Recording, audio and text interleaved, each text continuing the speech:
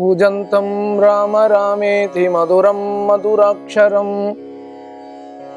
आरुह्य कविता शाखां वन्दे वाल्मीकिकोकिलम् वाल्मीकेर्मुनिसिंहस्य कवितावनचारिणः शृण्वन् रामकथानाथं को न याति पराङ्गतिम् गोष्पतीकृतवारासीमसखीकृतराक्षसम् रामायणमहामालारत्नं वन्दे अनिलात्मजम् अञ्जनानन्दनं वीरं जानकी शोकनाशनं कपीसमक्षहन्तारं वन्दे लङ्काभयङ्करम् मनोजवं मारुततुल्यवेगं जितेन्द्रियं बुद्धिमतां वरिष्ठं वातात्मजं वानरयूथमुख्यं श्रीरामदूतं शिरसा नमामि उल्लङ्घ्य सिन्धो सलिलं सलीलं यशोगवहनिं जनहात्मजाया आदाय तेनैव तदाहलङ्कां नमामि तं प्राञ्जलिम् आञ्जनेयमतिपाडलाननं काञ्चनात्रिकमनीयविग्रहं पारिजाततरुमूलवासिनं भावयामि पवमाननन्दनं यत्र यत्र रघुनाथकीर्तनं तत्र तत्र हृदमस्तकाञ्जलिं बाष्पवारि परिपूर्णलोचनं मारुतिं नमद राक्षसान्तकं वेदवेद्ये परे पुंसि जाते दशरथात्मजे वेदप्रासेदसादासीत् साक्षात् रामायणात्मना श्रीराघवं दशरथात्मजम् अप्रमेयम् सीतापथिं रघुकुलान्वयरत्नदीपम् आजानुबाहुम् अरविन्दतलायदाक्षं श्रीरामं निशाचरं विनाशकरं नमामि वैदेही सहितं सुरद्रुमतले कैमे महामण्टपे मध्ये पुष्पगमासने मणिमये वीरासने सुस्थितम् अग्रे वासयति प्रभञ्जनसुते तत्त्वं मुनिभ्यः परं व्याख्यान्तं भरदादिभिः परिवृतं रामं भजे श्यामलं கற்பாராமபிரானையல்லால் மற்றும் கற்பரோ புற்பா முதலா புல்லரும்பாதி ஒன்னின்னியே நற்பாலயோத்தியில் வாழும் சராச்சரம் முற்றவும் நற்பாலுக்கு உய்த்த நான் முகனார் பெற்ற நாட்டுளே இயம் சீதா மம சுதா சகதர்மச்சரீதவா பிரதீட்சயேனாம் பத்ரம் தே பாணீம் கிருண்ணீஸ்வ பாணினாம். பெருமாள் ராமச்சந்திரமூர்த்திக்கும் பிராட்டிக்கும் விவாகம் நடந்தது. சரதனுக்கு ரொம்ப சந்தோஷம். ராமனுக்கு விவாகம் ஆகலையேன்னு நினைச்சான். 4 பிள்ளைகளுக்கும் நல்லா விவாகம் நடந்தது. ஒரே குடும்பத்துல 4 பெண்கள் விவாகமாகி எல்லாரும் அயோத்தி வந்து சேர்ந்தார்கள். அதே சமயம் கேகய நாட்டிலிருந்து பரதனுடைய தாய்மாமா யுதாஜித் வந்திருக்கான். அவன் பரதனை கூட்டிண்டு கேகய நாட்டுக்கு போகணுங்கிறதுக்காக ஆசையோட வந்திருக்கான். தகப்பனார் இடத்துல அனுமதியை கேட்டான் பரதன். தகப்பனாரும் போகலாம்னு சொன்ன உடனே பரதன் சத்ருக்கனோட கிளம்பி கேகய நாட்டுக்கு போறான். இதுதான் அயோத்தியா காண்டத்தினுடைய ஆரம்ப ஸ்லோகம். கச்சதா மாதுலகுலம் பரதேன ததா நகா சத்ருக்னோ நித்ய சத்ருக்னகா நீதகா பிரீத்தி புரஸ்கிருதா. ரொம்ப சந்தோஷமா சத்ருக்கனன் பரதனோட கிளம்பி கேகய நாட்டுக்கு போறான். வால்மீகி ஆதிகவி இந்த அயோத்தியா காண்டம் ஆரம்பத்திலேயே கச்சதான்னு சொன்னார். கச்சதானா பரதன் போனான்னு அர்த்தம். ஆனா அது மட்டும் அர்த்தம் கிடையாது, அதுக்கு மேல நிறைய அர்த்தங்கள் இருக்கு. என்ன அர்த்தம்னா, பரதன் கேகய நாட்டுக்கு போனான். கைகேயி தர்மத்தை விட்டு அதர்மத்துக்கு போனாள். கைகேயி பின்னாடியே தசரதனும் அதர்மத்தையே சரின்னு சொன்னான். ராமன் காட்டுக்கு போனான். லக்ஷ்மணன் காட்டுக்கு போனான். அயோத்தி ஜனங்களுக்கு சந்தோஷம் போனது, எங்கு பார்த்தாலும் துக்கம் உண்டானது. இத்தனையும் கச்சதாங்கிற ஒரு சொல்லுக்குள்ள வால்மீகி தெரிவிக்கிறார். அயோத்தியா காண்டத்துக்குன்னு ஒரு சிறப்பு உண்டு. எவ்வளவு கட்டங்கள் இருந்தாலும் அயோத்தியா காண்டத்தை கேட்டுட்டோம்னா நம்ம மனசு துக்கம் எல்லாம் போயிடும். சர்வதுக்க பிரசமனம் அயோத்தியா காண்டம் அப்படின்னு பெரியவா சொல்றான். இந்த அயோத்தியா காண்டம் ஆரம்பிச்ச உடனே வால்மீகி பெருமாள் ராமச்சந்திரமூர்த்தியினுடைய குணங்கள் எல்லாம் நிறைய சொல்றார்.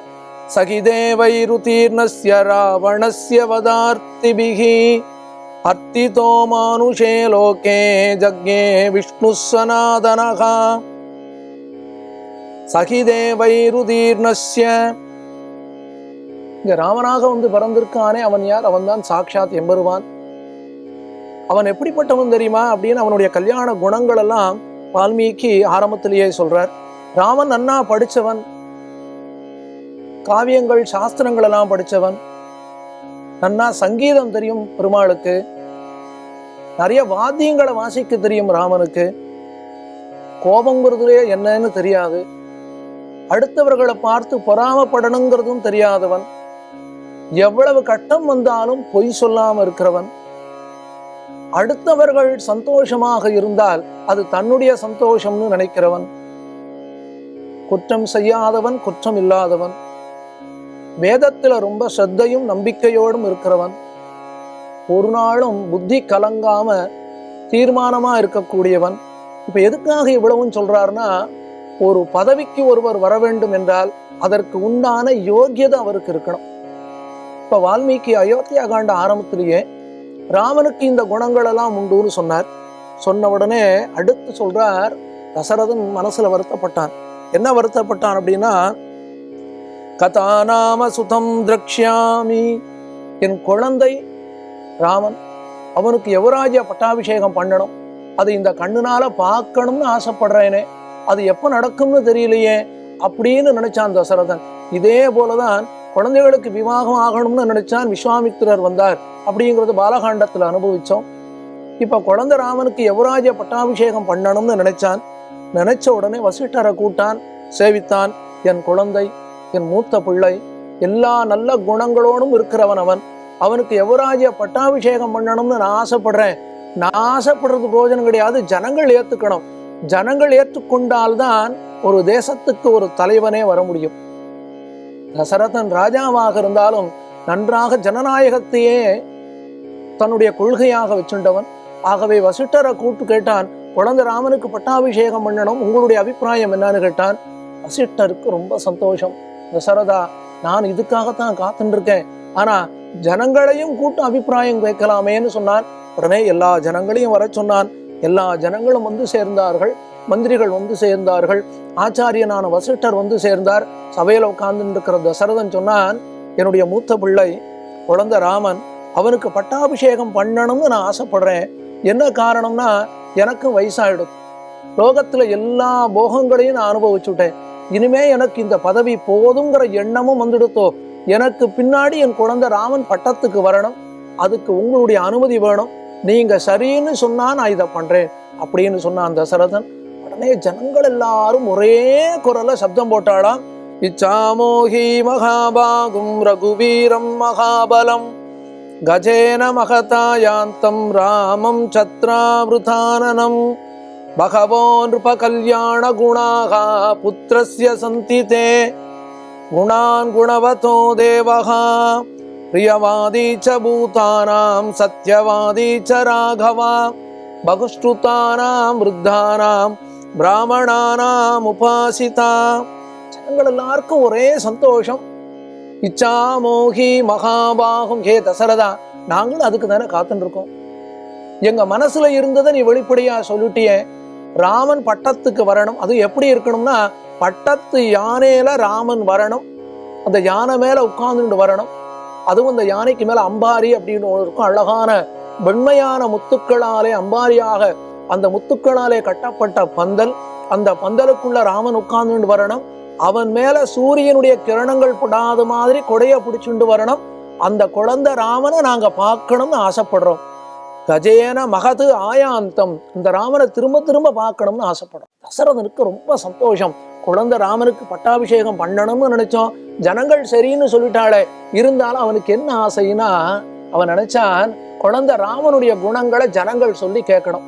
அதனால கேட்கிறான் ஜனங்கள்கிட்ட, குழந்தை ராமன் அவ்வளவு நல்லவனா, நீங்க சொல்லணும், நான் அதை கேட்கணும் அப்படின்னு சொன்ன உடனே ஜனங்கள் எல்லாரும் சேர்ந்து சொல்றான், பகவோ நிருப கல்யாண குணாக ஹே தசரதா, ராமனுக்கு பட்டாபிஷேகம் எப்ப நடக்கும்னு காத்துட்டு இருந்தோம்.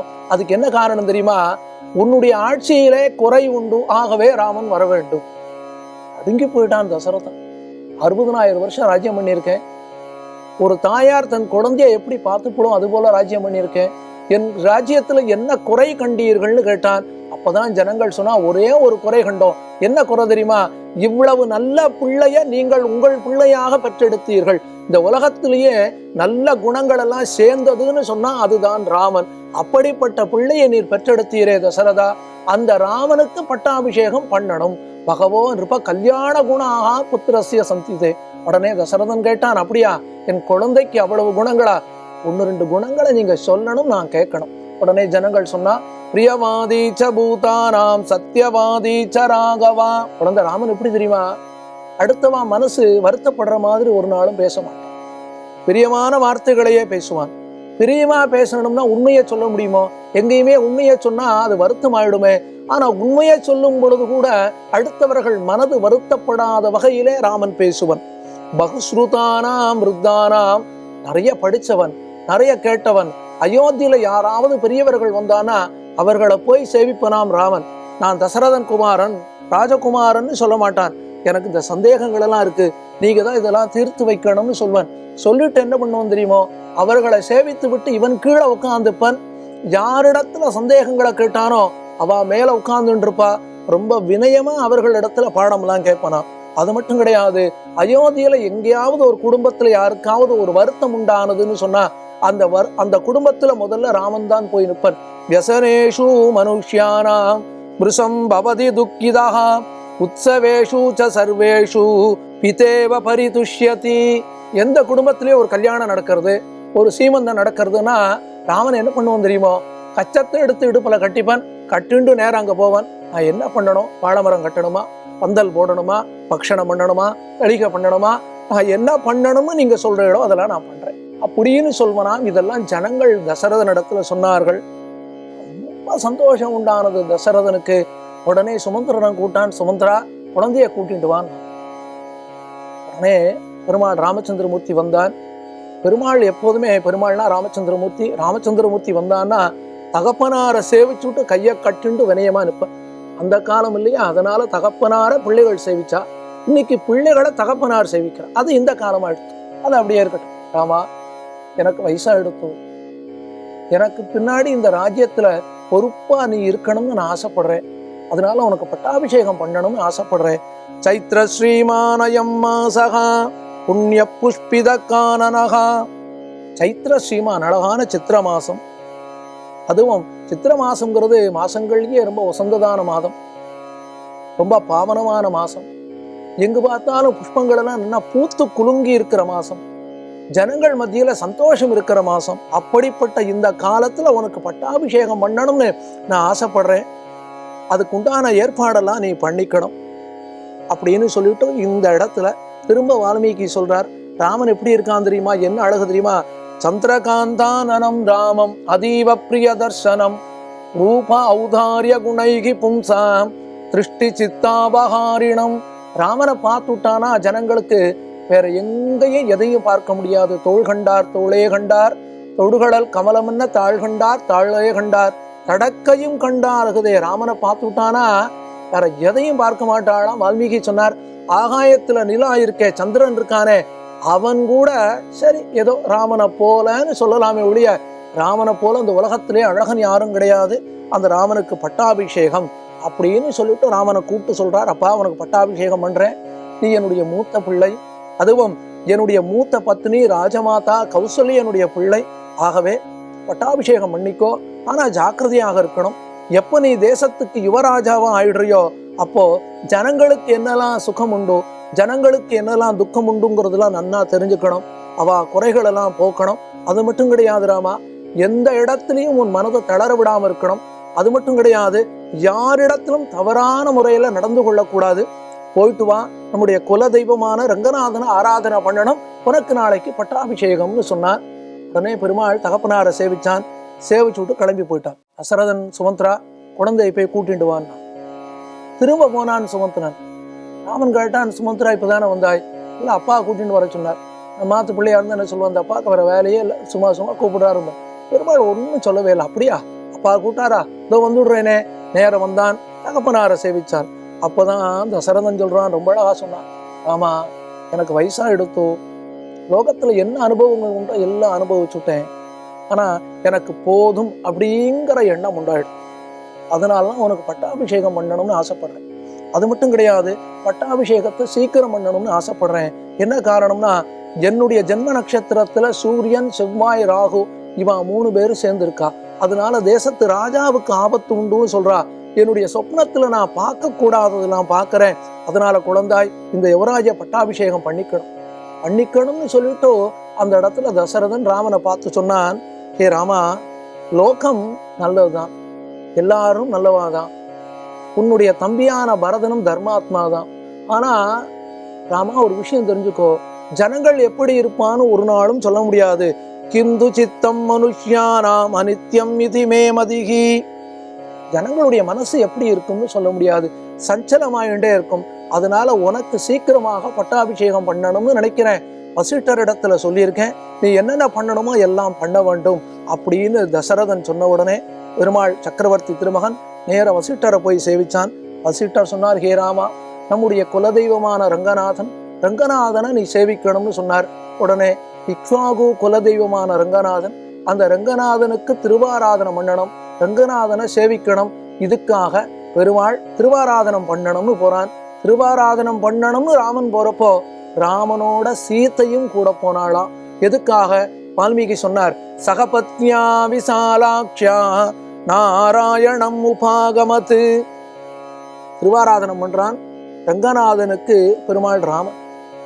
சீத்தை பார்க்க போயிருக்கான். பார்க்க போன உடனே திருவாராதனம் பண்ற ராமனை பார்க்கறா. உள்ள படுத்துட்டு இருக்கானே பெருமாள் ரங்கநாதனை பார்க்கறா. இந்த 2 பேர்ல யார் அழகுன்னு தெரியலையே அப்படின்னு நினைச்சாலாம். கண்ணு ராமன்ட்டு ரங்கநாதன்ட்ட போறது, ரங்கநாதன்ட்டு ராமன்ட்ட போறது, இப்படியே பார்த்துட்டு இருந்ததுனாலே கண்ணு பெருசா எடுத்தான். வால்மீகி சொன்னார், சீதைக்கு அவள் ஒரு பேர் வச்சார், விசாலாட்சி அப்படின்னு சீதைக்கு பேர் வச்சார். அயோத்தியா காண்டம்ங்கிறது ஏதோ ராமாயணத்துல கதைன்னு சொல்றோம், கிடையாது. நாம் ஒண்ணு நினைச்சுட்டு இருப்போம் பண்ணணும், அது நடக்கணும்னு பகவானுடைய கிருபை இருந்தாதான் நடக்கும். பகவான் கிருபை பண்ணினான்னா காரியம் சுலபமா நடந்துடும். கிருபை பண்ணலைன்னா அந்த காரியம் நடக்காது. இங்க ராமன் சீதையோடு இக்ஷ்வாகு தெய்வமான ரங்கநாதனுக்கு திருவாராதனம் பண்றான். அதே நேரத்துல யாதிதாசீயதோ ஜாதா கைகேயாஸ்து சகோஷிதா பிராசாதம் சந்திர சங்காசம் ஆருரோகயதுர்ச்சயா உத்திஷ்டமூடே கிம் சேஷே பயம் த்வாம் அபிவர்த்ததே சலம் கி தவ சௌபாக்யம் நத்யா. இந்த சமயத்தில் ராமன் சீதையோடு ரங்கநாதனுக்கு திருவாராதனம் பண்றான். அதே சமயத்தில் அயோத்திக்கு வெளியில கைகேயிக்கு அரண்மனை கட்டி கொடுத்திருக்கான் ராஜா தசரதன். அந்த கைகேயினுடைய வேலைக்காரி அவள் யாருன்னா, அவளுக்கு மந்தரைன்னு பேரு. ஞாதி தாசி யதோ ஜாதா, எங்கேயோ பிறந்தவள். கைகேயிக்கு அவள் சீதன வெள்ளாட்டி. அதாவது கைகேயிக்கு கல்யாணமான பொழுது கைகேயினுடைய தகப்பனார் கைகேயிக்கு உபகாரமா இருக்கணும், கைகேயிக்கு ஏதாவது காரியம் வேணும்னா செய்யணுங்கிறதுக்காக இந்த கூனி, இந்த மந்தரைங்கிறவளை கூட அனுப்பிச்சிருக்கான். அந்த மந்தரை கைகேயினுடைய அரண்மனைக்கு மேல ஏறி பார்க்கிறாள். அயோத்தி முழுவதும் கொண்டாட்டம். அயோத்தியில எங்க பார்த்தாலும் பிளெக்சி பேனர் வச்சிருக்கா. நாளை பட்டாபிஷேகம் வரக்கூடிய விருந்தினர்களே வருக வருக அப்படின்னு எங்க பார்த்தாலும் பிளெக்சி பேனர். அவர் வரார் இவர் வரான்னு எங்க பார்த்தாலும் கொண்டாட்டம், ஜனங்களுக்கெல்லாம் ஆனந்தம். அங்க அயோத்தியில இருக்கக்கூடிய ஸ்திரீகள் எல்லாம் இதுக்கு முன்னாடி இவ்வளவு சந்தோஷமாகவே இருந்ததில்லை, அவ்வளவு ஆனந்தமா இருக்கு. அயோத்தியில இருக்கக்கூடிய பறவைகள் எல்லாம் ஆனந்தமாக சப்தம் விடுறதான், குயில்கள் எல்லாம் கூவியது, அவ்வளவு சந்தோஷம். ராமனுக்கு பட்டாபிஷேகம் அப்படிங்கறத அயோத்தியில ஜனங்கள் கேட்ட உடனே அவ்வளவு ஆனந்தமாக இருந்தார்கள். இதை இந்த மந்தரை கூனி கைகையினுடைய அரண்மனையுடைய மேல் மாடத்துல போய் நின்றுண்டவள், டெரஸ்ன்னு சொல்றோம் இல்லையா, மேல போய் ஏறி நின்றவள் அயோத்தியை பார்த்தா. அயோத்தியில எல்லாருக்கும் சந்தோஷம். என்ன சந்தோஷம்னு தெரியலையே, என்று நினைத்தவள் அங்கு பக்கத்தில் இருந்த ஒரு வேலைக்காரி அவளை பார்த்து கேட்டா, என்ன எல்லாரும் இவ்வளவு சந்தோஷமா இருக்காளே, கௌசல்யா ஏதாவது புதுசா தானம் கொடுக்குறாளா, என்ன காரணம் என்று மந்தரை வேற ஒரு வேலைக்காரி இடத்துல கேட்டான். அப்போ அவள் சொன்னா, என்ன நடக்கிறதுன்னு சொல்லல, அவள் ஒரே ஒரு கேள்வி கேட்டா, உனக்கு தெரியாதான்னு சொன்னான். எப்போதுமே ஒரு விஷயம் நமக்கு தெரியாம இருக்கிறது கூட பெருசு இல்ல, நமக்கு தெரியாதது அடுத்தவர்களுக்கு தெரிஞ்சு விடுத்தோம்னா அதை நம்மளால தாங்க முடியாது. அவள் சொன்னா, உனக்கு தெரியாதான்னா என்னது, ராமனுக்கு பட்டாபிஷேகம். கிடுகிடுகிடுன்னு கீழே இறங்கினா, கைகேயனுடைய அந்தப்புறத்துக்குள்ள போனா, கைகேயி ரொம்ப அழகானவள், கைகேய நாட்டுல இருந்து வந்தவள், படுத்துன்னு இருக்கா. அவளை பார்த்து சொன்னா, உத்திஷ்ட மூடே கிம் சேஷே, ஹே முட்டாளே எழுந்துருன்னா. உத்திஷ்ட மூடே, என்ன காரியம் பண்றாய், உனக்கு ஆபத்து வந்திருக்கே, ஹே கைகேயி, ஆபத்து வந்ததுங்கிறது தெரியாம நீ படுத்துன்னு இருக்கியே. கைகேயி பேசாம இருக்கா. ஹே கைகேயி, தசரதன் உன்னை என்னவோ குழந்தைய போல பாத்துக்கிறான்னு நினைச்சியே, உன்னை ஏமாத்திட்டானே அந்த கிழவன். உன்னுடைய அழகுல மயங்கினான்ங்கிறதுல சந்தேகம் கிடையாது, ஆனா பண்றதெல்லாம் கௌசல்யக்கு தானே பண்றான். கைகேயி, பாம்பு குட்டி எவ்வளவுதான் அழகா இருந்தாலும் மடியில வச்சுக்க முடியுமா, அதை தூக்கி தானே எறியணும். அது தெரியாம நீ இருந்துட்டியே. லோகத்துல பாம்பு புலி இந்த ஜந்துக்கள் எல்லாம் நாம அவைகளை கொன்னுடுவோமோன்னு பயந்துண்டு நம்ம விட்டு போயிடுறது, நம்ம கண்டா விலகி போயிடுறது. ஆனா பாம்பு புலி சிங்கம் இதை விட கொடியவனான தசரதன் அவன் உன் பக்கத்திலேயே வச்சிருந்திருக்கே. கைகேயி, என்ன நடக்கிறது தெரியுமா, ராமனுக்கு பட்டாபிஷேகம்னு தசரதன் தீர்மானம் பண்ணிவிட்டான். உனக்கு இது தெரியுமா, உன்னிடத்துல அந்த கிழவன் வந்து சொன்னானா, கைகேயி என்ன நடக்க போறது, எனக்கு பயமா இருக்கேன், உன் தகப்பனார் என்ன உன்னோட எதுக்கு அனுப்பிச்சாரு தெரியுமா, உனக்கு நல்லது சொல்லணும். இப்ப சொல்றேன் கேட்டுக்கோ, ராமனுக்கு பட்டாபிஷேகம் ஆகும். அதற்கு பிறகு ராமன் என்ன பண்ணுவான் தெரியுமா, லக்ஷ்மணனை பக்கத்துல வச்சுப்பான், பரதனை நாட்டை விட்டே துரத்தி விடுவான். கைகேயி, உனக்கு இருந்த சௌகுமாரியம், உனக்கு இருந்த ஐஸ்வர்யம், உனக்கு இருக்கக்கூடிய சுகங்கள் எல்லாம் இனிமே போயிட போறதே, நான் என்ன பண்ணுவேன்.